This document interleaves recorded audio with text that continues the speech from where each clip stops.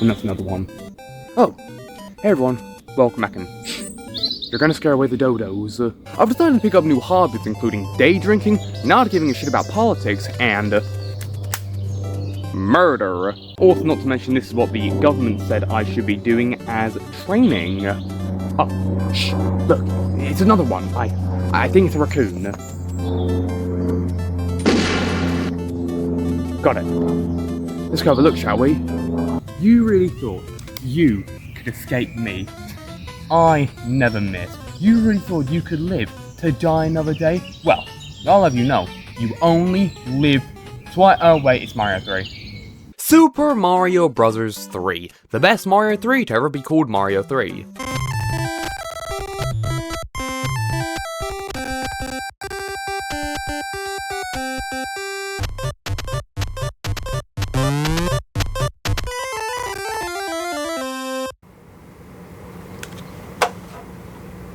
Maybe this is a close second, actually. Super Mario Bros. 3 released on the 22nd of October 1988 in Japan, February 12, 1990 in America, and August 29th in 1991 in Europe.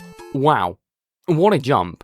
I get it, in Europe we got games later back then, but almost 4 years, really? What, do they just not want to build the cartridges? Oh, fuck no. Now, my first experience playing this game was on one of those NES emulators you could get on your phone. I personally had this on my old Android tablet when I was like 7. I felt so cool doing that.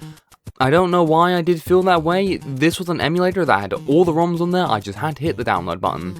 I remember playing a lot of games on this emulator like Mario 1, Mario 2, Mario 3. That's about it. Don't get me wrong, the other games intrigued me, but I just wanted to play Mario. Let my dumb Nintendo brain be happy, damn it. Super Mario Bros. 3 is often coined as one of the best Mario games, even 2D platformers of all time. The cream of the crop, no competition. Not even James Bond the Duel? Now, yes, I get it, everybody's talked about Mario 3, but then again, everyone's talked about the flu and it still gets some season. Over the past 4 years, I've looked at the first Mario games on the NES. Now let's end this with arguably the best one. Mario 3 started development in spring of 1986, not long after the completion of Mario 2. No, not Mario 2, Mario 2. It's not confusing, you're just slow. The original plan of the game was to make it an isometric game on the likes of something like Sonic 3D Blast. I mean, they both have 3 in the title. They decided against it as they found it was too hard to line up jumps. Now, if only they figured that out when making Mario 3D World. Oh, son of a bitch! I must admit though, I am quite interested to see what that would have looked like. Now, would it have been good? Oh dear God, no. But it would have been interesting to see it run on an NES. The NES did have the odd isometric game, but a Mario game in that style back in the 80s and 90s? Hey, maybe that did happen, maybe we would see more games take this gameplay style. Who knows?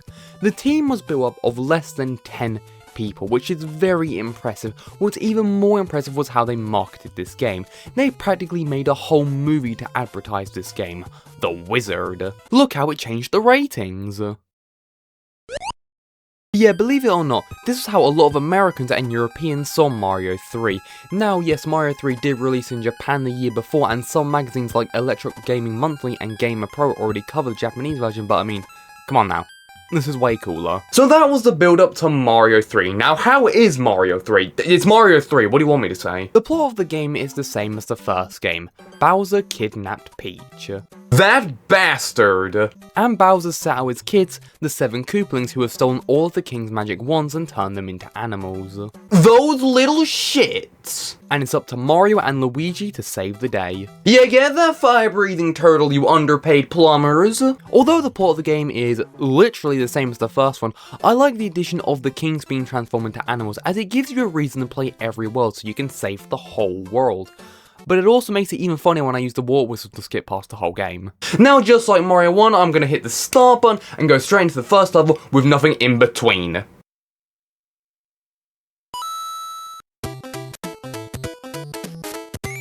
What the fuck is that?! What? Yeah, the world map. This is a new addition to the series and as well basically gaming. While the world map did exist in other games like Dragon's Quest, none of them were anything like the one in Mario 3. The world map is such a nice addition. It feels so cool and like you're exploring, you know, a world. There are some things on the world map I'll talk about later. Like the first game, the game is split up into 8 worlds with a variety of levels in each world with its own unique setting, which is cool, but some of them are just grass, sand, snow. But then you have more unique ones like Big World. It's big. Yeah! The gameplay, surprise surprise, is fun. Gone are the days of throwing vegetables at enemies, back in the days of jumping on them, and it's just as fun as ever. Running and jumping around these levels has never felt so fun. To help running around these levels, Mario has new moves. You can now slide down slow for an extra burst of speed. You can now pick up and throw items like Koopa shells, and you can now freely climb vines as opposed to just auto climb them in Mario 1. When running, you have this P meter that will maxed out you have a much further jump and is utilized for some power-ups, which we'll get to in a second. As stated, there are 8 worlds and 90 levels in total. In these 90 levels include one of the new level types, the auto-scrollers. Yay. I hate auto-scrollers. They're so boring and they move both too slow and too fast. The thing is, I just want to run through these levels, but instead I have to wait for the screen. And that is seen perfectly in the newly introduced airship levels. These levels are... okay, look, I don't like them that much. They're not bad, they just feel absolutely unfair sometimes. Like, how was I meant to avoid some of this? Not to mention, they're all auto-scrolls, which make them even worse.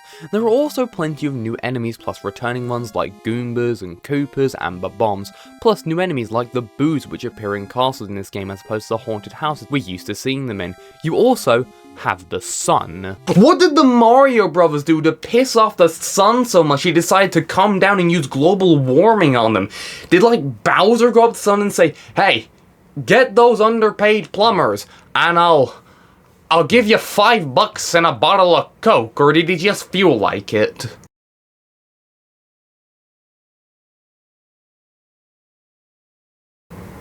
I'm watching you. To help beat these levels, you have power-ups, of course. You have the returning ones like the Mushroom and the Firefly, but you also have brand new ones like the Super Leaf, which allows you to fly when the P meter is filled up and whack things with your tail and float by spamming the jump button. The P-Wing, which is just a Super Leaf, but you can always fly. No need to build up. You usually get this as a reward for beating a world, and after you have used it in a level, you lose it but you get to keep a regular Super Leaf. The Hammer Suit, which I would show you but I couldn't find it anywhere in the game, but this power-up essentially turns you into a Hammer Bro as you can throw hammers as well as being invulnerable to fireballs when ducking.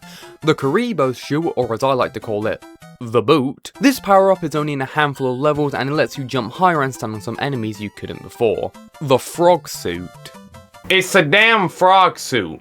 What do you want me to say? It makes underwater sections way easier, but a bit annoying when used on the surface. One annoying thing about this power-up is every time you walk it makes a jumping sound effect, which gets annoying after a while. And finally, the Tanuki Suit. It's the exact same power-up as the Super Leaf, except now it's a suit, and you can turn into a statue. So it's basically the same thing. So, why have the Super Leaf? This is like how in the new Super Mario Bros. Games you have the Ice Flower which shoots ice balls and lets you freeze enemies, as well as having the Penguin Suit which does the exact same thing, but you can also slide around, makes ice levels less slippery, and helps swimming. What's the point of having both? Just have one. The Tanuki Suit is also the power-up they prefer to bring back, as out of the two of them, it has appeared in Mario 3D Land and Mario 3D World, compared to the Super Leaf which has only been brought back in New Super Mario Bros. 2 and Mario Kart 7, which just makes me wonder, why have they brought back the power-up which is infamously more rarer than the common version? And because of that, it's easy to remember. The only sensible solution I can think of is that in a 3D space it's easier to tell what power-up you have if it's a full suit, as opposed to just ears and a tail, which is why it just came back in New Super Mario Bros. 2 instead of 3D Land and World. Well, that's enough yapping about furry costumes. The power-ups in this game are sick, but I feel like half of the power-ups could be cut from the game and nothing would really change when actually playing the game. I really only ever want the Super Leaf. I rarely want any other power-up, but that doesn't take away from how cool these are.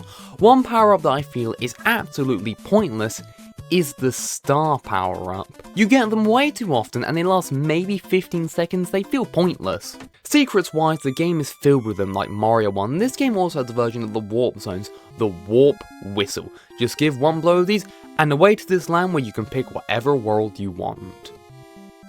Wow, I wonder if I can do that.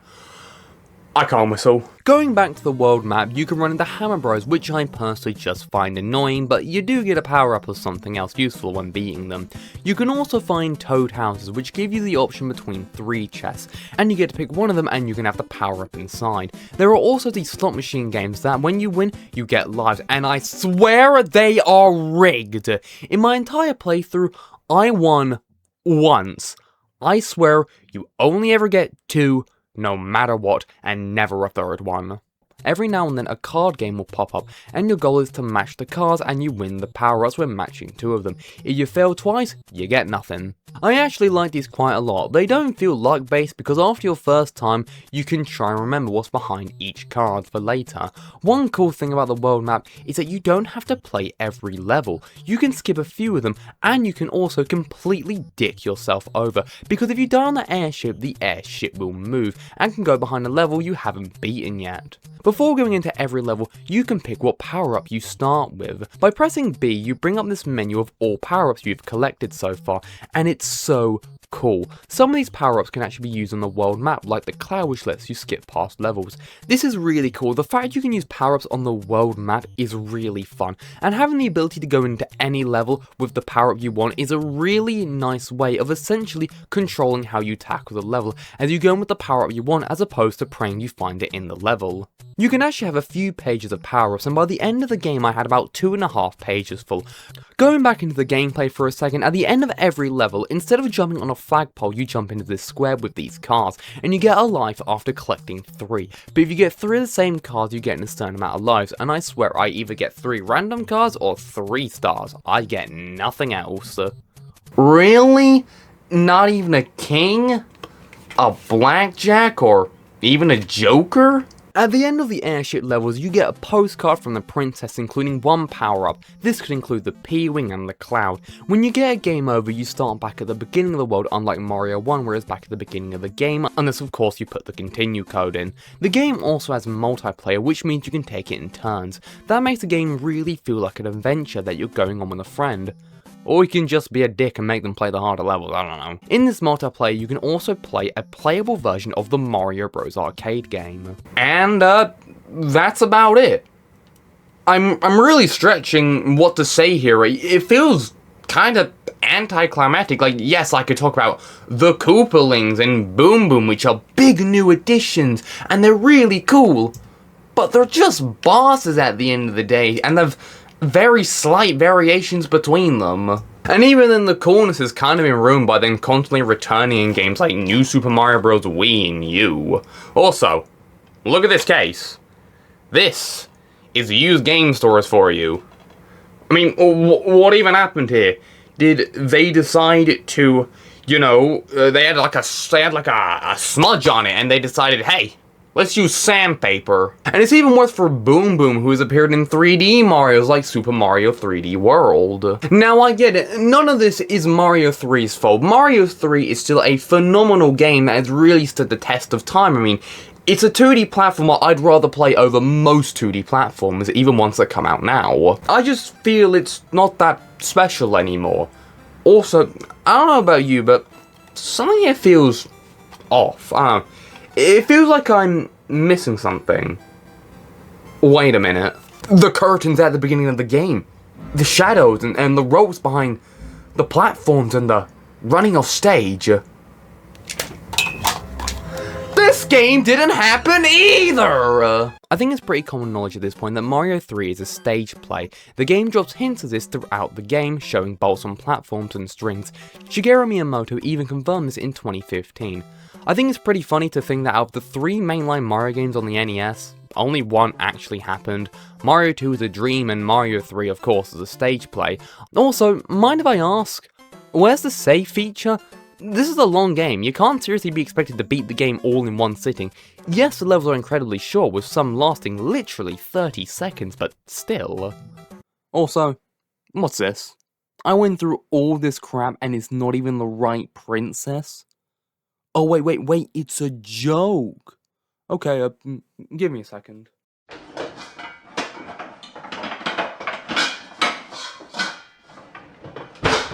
Yeah, I'm trying to find the funny, and, yeah, it's really hard, actually. This really does feel like a bum note. Mario 3 is one of the best 2D platforms of all time, and is one of the best Mario games of all time. I constantly go back and forth on, is this my favorite 2D Mario? Like most people, I go back and forth all the time where I prefer this over Mario World. This game does so many cool things, it has so many cool power-ups, but then again, most of the time I just want the Super Leaf. Each world being its own thing is so amazing, but then again it's kinda ruined with the fact that the new Super Mario Bros. Games do that, and they're even more generic, so it just kinda makes this game look worse. Graphically, this game is amazing. To think that Mario 1 came out in 1985 and just 3 years later we got Mario 3, which looked like this, is phenomenal. But at the same time, that can cause lag. The artwork is amazing, and considering at the time we barely were able to get Mario's overalls right, this is amazing and quite modern for 1990. And the end label looks really good and is really easy to read from a distance. The music is so memorable and every track is a classic. Mario 3 is a game with very few flaws, which if anything makes it harder to talk about. Take Sonic for an example. Sonic 1 and 2 are filled with complete bullshit moments, but that just makes them even more interesting to talk about. Mario 3 has very few flaws in its levels and it's just a really fun platformer. Sonic 1 and 2 have really wacky zones that just makes them a joy to talk about, while Mario 3 on the other hand has really bland zones. I mean, if you want me to be honest here, it's not really a good comparison between a chemical plant zone and Sandland. Now that doesn't mean I prefer Sonic 1 and 2 over Mario 3. I mean personally, if I had the choice, I'd take Mario 3 over Sonic 1 and 2 any day of the week, but that's just why there's less to talk about with Mario 3. And the visual stuff is just from the fact that, you know, it's weaker hardware. Now Mario 3 did have a big impact on the gaming industry, as there was also a Mario 3 show I remember watching as a kid along with the Mario World show and of course, the classic, the Super Mario Bros. Super Show. Hey, paisanos, it's the Super Mario Bros. Super Show! With the Mario Brothers and plumbing's a game. Absolute cinema. Not to mention how most 2D platformers that release these days absolutely take inspiration from Mario 3. Now I think the perfect way to end this discussion is by ranking all the main NES Mario games. Starting out at the bottom of the list, we have Mario 2, or Mario USA. It's not a bad game, but it's so out there to the point that I never really want to play it. Now next on our list is Mario 2. No, not Mario 2, Mario 2. What do you mean you're lost? I know people don't like this game, I know they say it's the worst Mario game on the NES, but I like the challenge. Next I'm gonna say is Mario 1. This is definitely my most played Mario game on the NES, I love it to death. But in reality, it's pretty bare bones all things considered. And that leaves Mario 3 at the top of the list, which I don't think I really need to explain why. The NES Mario games are some of, if not the most important games of all time, as they set the golden standard for gaming. They're fun, amazing soundtracks, and they're all different enough to make it so you have a reason to try all of them. But hey, I seemingly forgot the best Mario game. GoldenEye on Wii.